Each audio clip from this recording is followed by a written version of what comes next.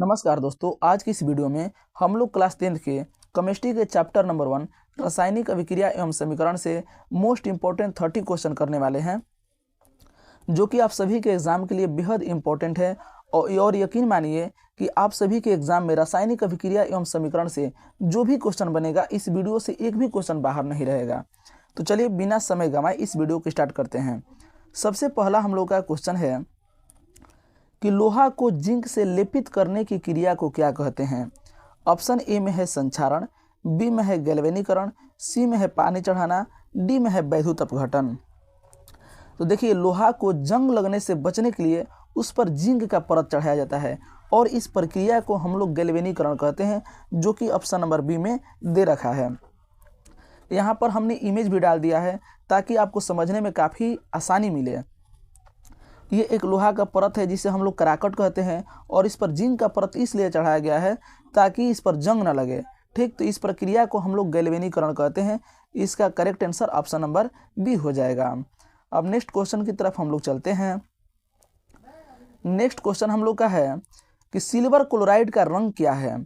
यहाँ पर फिगर में आप लोग सिल्वर क्लोराइड को देख सकते हैं, जो कि बिल्कुल सफ़ेद दिखता है। और ये क्वेश्चन 2014 और 2021 में आप सभी के एग्जाम में पूछा हुआ है।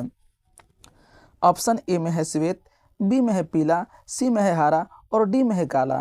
तो इसका करेक्ट आंसर ऑप्शन नंबर 1 श्वेत हो जाएगा। ठीक है, इसे देख लीजिए, यही है सिल्वर क्लोराइड। ठीक है, अब नेक्स्ट क्वेश्चन की तरफ हम लोग चलते हैं।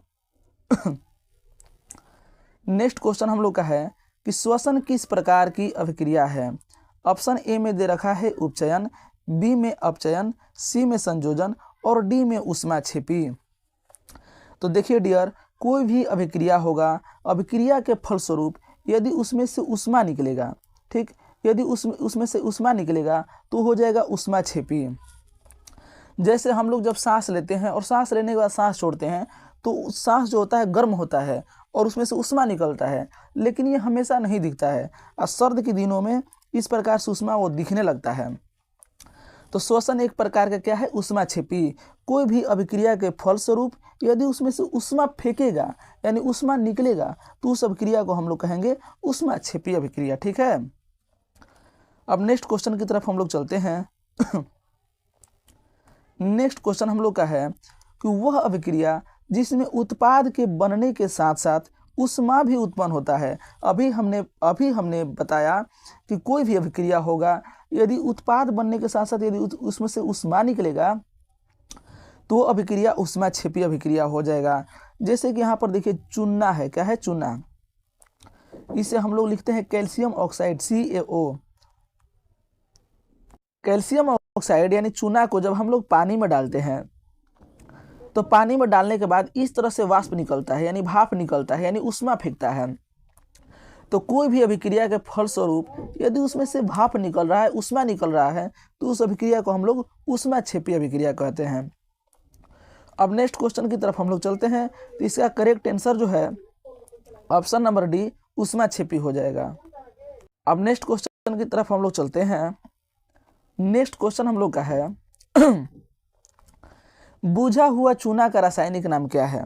देखिए, चूना का सूत्र होता है CaO, कैल्शियम ऑक्साइड। बुझा हुआ चूना का सूत्र क्या होता है, कैल्शियम ऑक्साइड। जब उसको हम लोग जल में डुबोते हैं यानी जब उसको हम लोग जल में मिला देते हैं तो बनता है CaOH के होल ट्वाइस। क्या बनता है, CaOH के होल ट्वाइस, जिसे हम लोग कहते हैं कैल्शियम हाइड्रा ऑक्साइड। जिसे क्या कहते हैं, कैल्शियम हाइड्रा ऑक्साइड। और जब चूना में हम लोग जल को मिलाते हैं तो भाप निकलता है, जैसे कि हमने पिछला क्वेश्चन में इमेज में दिखाया है। इस तरह से जो है भाप निकलता है। ठीक है ना। तो जस्ट यही क्वेश्चन हम लोग का है, कह रहा है कि बुझा हुआ चूना का रासायनिक नाम क्या है। तो बुझा हुआ चूना का रासायनिक सूत्र होता है CaOH का होल ट्वाइस, जिसका ऑप्शन नंबर जो है डी, इसका आंसर करेक्ट हो जाएगा, कैल्शियम हाइड्रा ऑक्साइड। ठीक है, तो बुझा हुआ चूना का रासायनिक नाम क्या हो गया, कैल्शियम हाइड्रा ऑक्साइड। अब नेक्स्ट क्वेश्चन की तरफ हम लोग चलते हैं।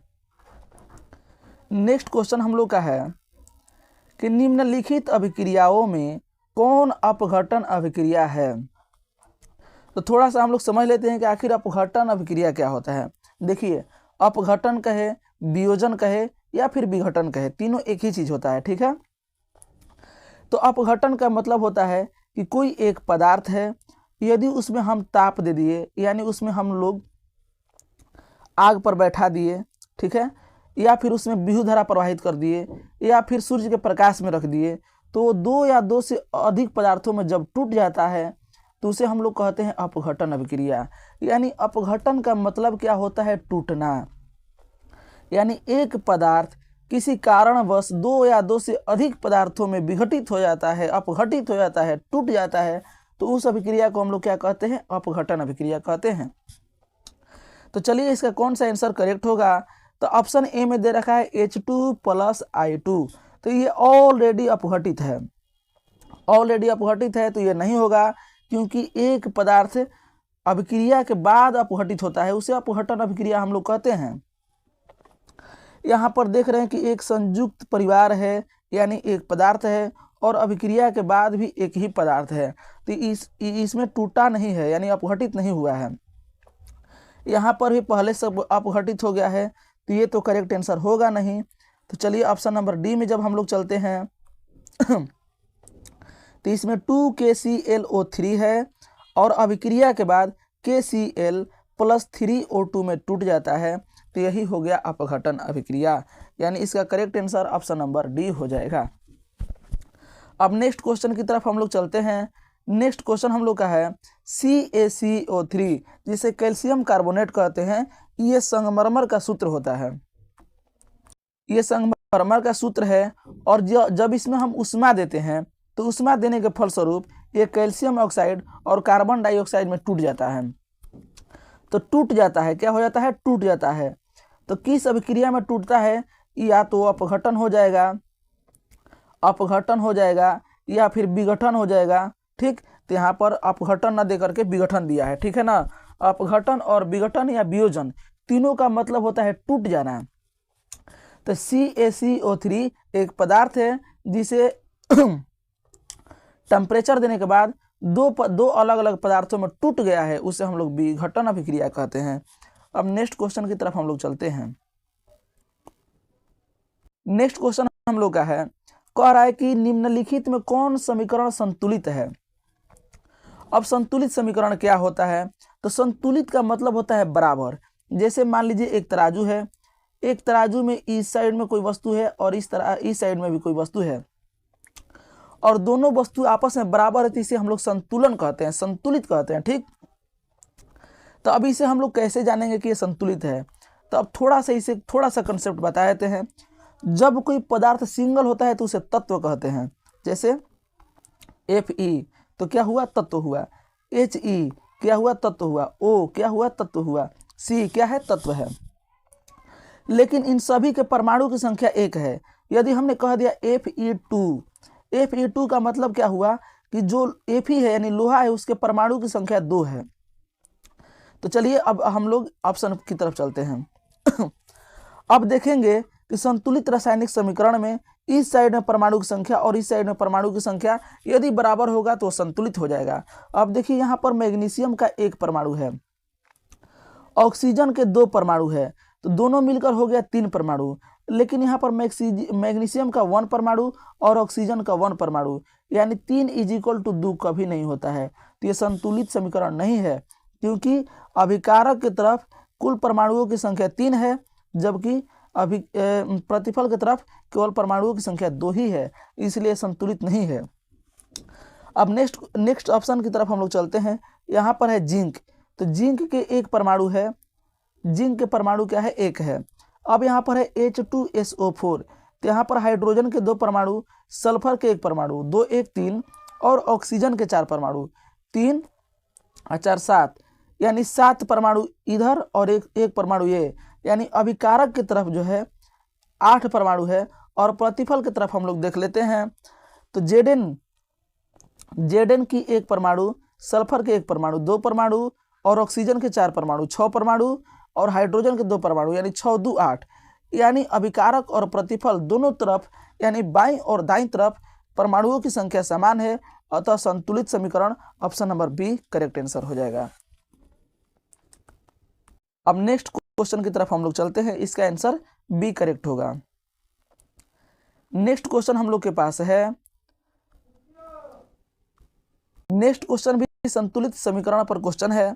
कह रहा है कि निम्नलिखित में कौन समीकरण संतुलित है। तो हम अच्छा नेक्स्ट क्वेश्चन भी रिपीट है, तो इसका ऑप्शन नंबर बी हो जाएगा करेक्ट आंसर, क्योंकि वही क्वेश्चन है फिर से रिपीट हो गया है, तो इसका correct answer option number B हो जाएगा। ठीक, अब नेक्स्ट क्वेश्चन की तरफ हम लोग चलते हैं। नेक्स्ट क्वेश्चन हम लोग का है, कह रहा है कि निम्न में से कौन सा उत्पाद लीड नाइट्रेट को गर्म करने पर प्राप्त होता है। तो लीड नाइट्रेट मतलब PbNO3। PbNO3, जब हम लोग PbNO3 को गर्म करते हैं तो NO2 और O2 प्राप्त होता है, यानी इसका correct answer option number D हो जाएगा। अब नेक्स्ट क्वेश्चन की तरफ हम लोग चलते हैं। नेक्स्ट क्वेश्चन हम लोग का है कि निम्न में से कौन सही है, यानी यहाँ पर धुआं सोडा का सूत्र लिखा हुआ है। तो धुआं सोडा का सूत्र होता है Na2CO3 × 7H2O। ठीक, Na2CO3 × 7H2O। तो option number C correct answer हो जाएगा। अब नेक्स्ट क्वेश्चन की तरफ हम लोग चलते हैं। नेक्स्ट क्वेश्चन बहुत इंपॉर्टेंट क्वेश्चन है और बहुत बार आप सभी के एग्जाम में पूछा हुआ क्वेश्चन है। कह रहा है कि जस्ता तथा तनु हाइड्रोक्लोरिक अम्ल की अभिक्रिया के फलस्वरूप निम्न में से कौन सा गैस निकलता है। तो आप लोग देख लीजिए कि यहाँ पर जिंक यानी दानेदार जिंक के टुकड़ा इसमें डाला गया है। ठीक, और इसमें हाइड्रोक्लोरिक अम्ल को डालने पर इस पाइप से होकर के हाइड्रोजन गैस निकल रहा है, यानी जास्ता में हाइड्रोक्लोरिक अम्ल की जास्ता से हाइड्रोक्लोरिक अम्ल की अभिक्रिया कराने पर हाइड्रोजन गैस मुक्त होता है। ठीक, जिसका correct answer option number C हो जाएगा। ठीक, अब नेक्स्ट क्वेश्चन की तरफ हम लोग चलते हैं। नेक्स्ट क्वेश्चन भी काफ़ी इंपॉर्टेंट क्वेश्चन है, मगर ये केवल 2012 में पूछा है, उसके बाद अभी तक ये क्वेश्चन देखने को नहीं मिला है, यानी इतना भारी अब क्वेश्चन नहीं आ रहा है। कह रहा है कि कोई तत्व ऑक्सीजन के साथ अभिक्रिया कर उच्च गलनांक वाला यौगिक निर्मित करता है, तो यह यौगिक जल में घुलता है तो यह तत्व हो सकता है। तो ये बहुत ही इजी क्वेश्चन है, इसका ऑप्शन नंबर ए जो है कैल्शियम करेक्ट आंसर हो जाएगा। अब नेक्स्ट क्वेश्चन की तरफ हम लोग चलते हैं। यदि आपको वीडियो स्पीड लग रहा है तो आप पुश करके आंसर दे सकते हैं, उसके बाद आप आंसर को मिला करके करेक्ट कर सकते हैं। ठीक, अब नेक्स्ट क्वेश्चन की तरफ हम लोग चलते हैं। कह रहा है कि जल के एक अणु में हाइड्रोजन एवं ऑक्सीजन के परमाणुओं की संख्या का अनुपात क्या होगा। तो जल का सूत्र होता है H2O, यानी हाइड्रोजन के 2 परमाणु और ऑक्सीजन के 1 परमाणु, यानी 2:1 होता है। ऑप्शन नंबर बी इसका करेक्ट आंसर हो जाएगा। अब नेक्स्ट क्वेश्चन की तरफ हम लोग चलते हैं।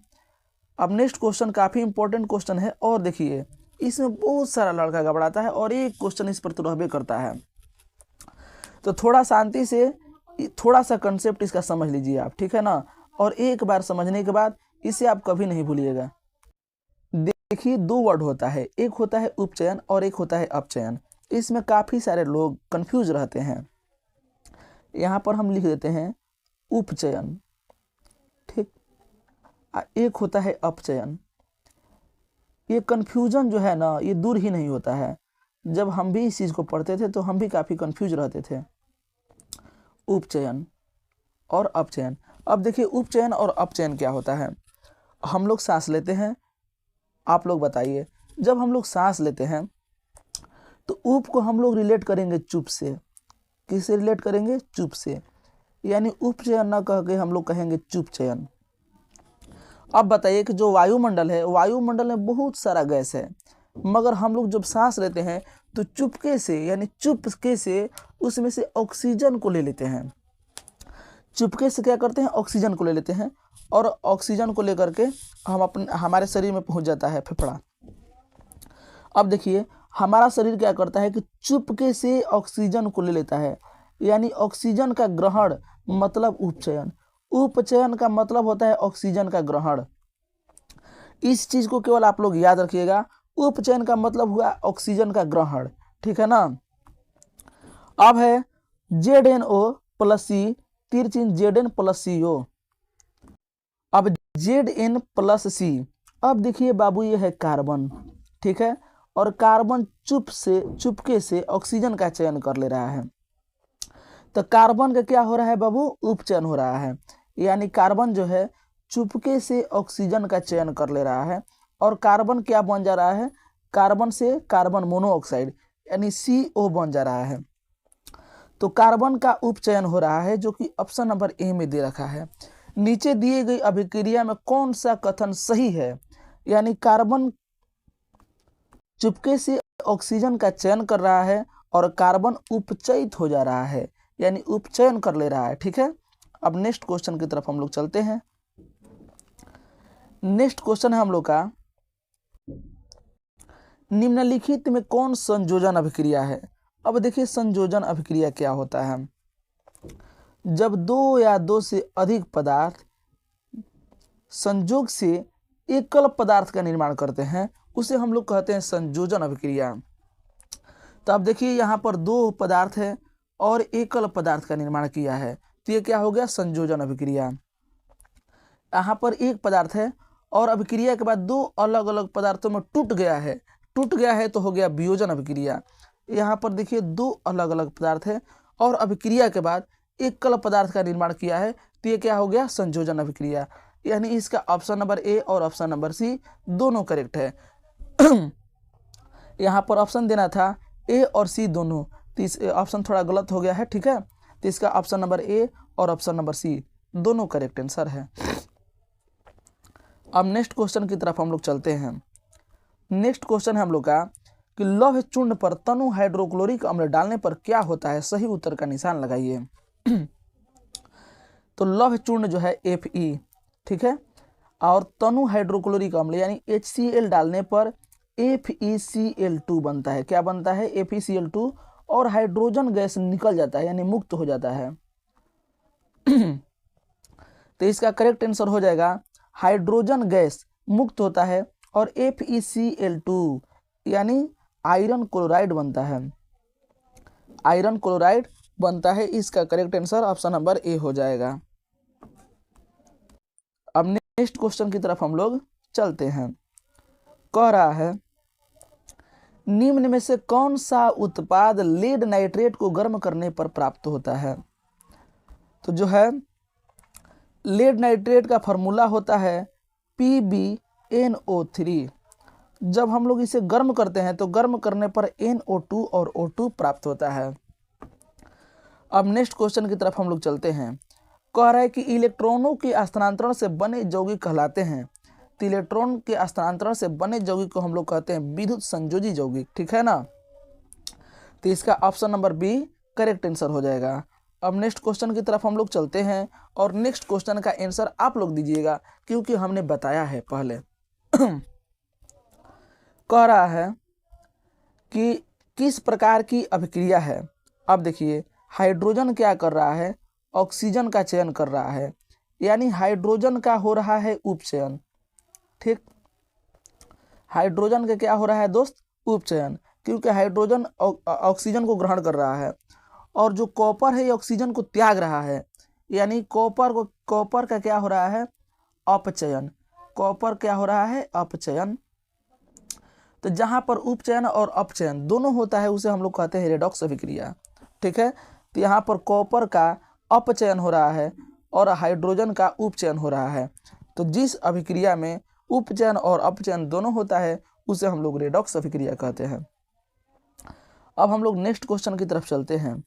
नेक्स्ट क्वेश्चन हम लोग का है कि CaCO3 जिसे हम लोग कैल्शियम कार्बोनेट यानी संगमरमर का सूत्र है, अभिक्रिया के फलस्वरूप CaO प्लस CO2 किस प्रकार का समीकरण है। तो देखिए दोस्तों जो कैल्शियम कार्बोनेट है जब इसे हम लोग गर्म करते हैं यानी जब इसको ताप देते हैं, टेम्परेचर देते हैं, तो कैल्शियम ऑक्साइड और CO2 में टूट जाता है। और टूटना का मतलब होता है विघटन, वियोजन। टूटना का अर्थ ही होता है वियोजन, विघटन, ठीक है ना। तो इसमें दे रखा है विघटन। तो विघटन अभिक्रिया का मतलब ही होता है कोई एक पदार्थ किसी कारणवश दो या दो से अधिक पदार्थों में टूट जाता है उसे हम लोग वियोजन अभिक्रिया कहते हैं। अब नेक्स्ट क्वेश्चन की तरफ हम लोग चलते हैं। कह रहा है कि साग सब्जियों को विघटित होकर कंपोस्ट बनना किस प्रकार के अभिक्रिया का उदाहरण है। साग सब्जी जब भी टूटता है, विघटित का मतलब ही होता है टूटना, तो जब छोटे छोटे पदार्थों में टूटता है तो उसमें से उष्मा निकलता है, और जिस अभिक्रिया के फलस्वरूप यदि उसमें से उष्मा निकलता है तो उस अभिक्रिया को हम लोग कहते हैं ऊष्माक्षेपी अभिक्रिया। ठीक, तो इसका करेक्ट आंसर ऑप्शन नंबर 1 हो जाएगा। अब नेक्स्ट क्वेश्चन की तरफ हम लोग चलते हैं। कह रहा है, ये क्वेश्चन बार बार रिपीटेड क्वेश्चन है। निम्न में से कौन सा उत्पाद लेड नाइट्रेट को गर्म करने पर प्राप्त होता है। तो हमने कई बार इस चीज़ को बता दिया कि NO2 और O2 प्राप्त होता है लेड नाइट्रेट को गर्म करने पर। अब नेक्स्ट क्वेश्चन की तरफ हम लोग चलते हैं। ये भी रिपीट हो गया है। ठीक, ये जो है क्वेश्चन कह रहा है कि जस्ता को तनु हाइड्रोक्लोरिक अम्ल से अभिक्रिया कराने के फलस्वरूप कौन सा गैस बनता है। तो दोस्त, जब भी हम धातु को अम्ल से अभिक्रिया कराते हैं तो हाइड्रोजन गैस मुक्त होता है। ठीक, तो Zn प्लस HCl तो बनता है ZnCl2। ठीक है, ZnCl2 और हाइड्रोजन गैस इसमें से मुक्त हो जाता है। तो कह रहा है कि कौन सा गैस बनता है, तो हाइड्रोजन गैस बनता है। इसका option number C correct answer हो जाएगा। नेक्स्ट क्वेश्चन, इसको भी हम लोग कर लिए हैं, ये रिपीट हो गया है, ये भी क्वेश्चन रिपीट हो गया है। इस क्वेश्चन को आप लोग बता दीजिए, ये काफ़ी इंपॉर्टेंट क्वेश्चन है। कह रहा है निम्नलिखित में कौन संयोजन अभिक्रिया है। ठीक, इस क्वेश्चन को भी हमने कर दिया है, थोड़ा 3-4 क्वेश्चन रिपीट हो गया है, तो इसका ऑप्शन नंबर ए और ऑप्शन नंबर सी दोनों हो जाएगा। संयोजन अभिक्रिया हम लोग उसे कहते हैं जब दो या दो से अधिक पदार्थ मिलकर एक नए पदार्थ का निर्माण करते हैं, उसे हम लोग संयोजन अभिक्रिया कहते हैं। और एक लास्ट क्वेश्चन है जिसे हम लोग बहुत पहले ही सॉल्व कर दिया है। इस क्वेश्चन का आंसर आप लोग कमेंट बॉक्स में बताइएगा कि इसका आंसर कौन सा करेक्ट होगा। और यदि आप चाहते हैं कि इसका PDF आप लोग अगर इसका लेना चाहते हैं तो कमेंट बॉक्स में बताइएगा। और दूसरा चीज़ कि क्या आप लोग चाहते हैं कि एक फिगर के माध्यम से 1 शॉट में रासायनिक अभिक्रिया एवं समीकरण को पूरा एक ही वीडियो में 1 से 1.5 घंटा के अप्रॉक्स में वो वीडियो बनेगा और उसमें पूरा रासायनिक अभिक्रिया एवं समीकरण को हम कवर कर दें, ताकि आप सभी के एग्जाम में काफ़ी हेल्प मिलेगा। अगर ऐसा आप चाहते हैं तो कमेंट बॉक्स में बताइएगा। मिलते हैं किसी और वीडियो में, तब तक के लिए जय हिंद।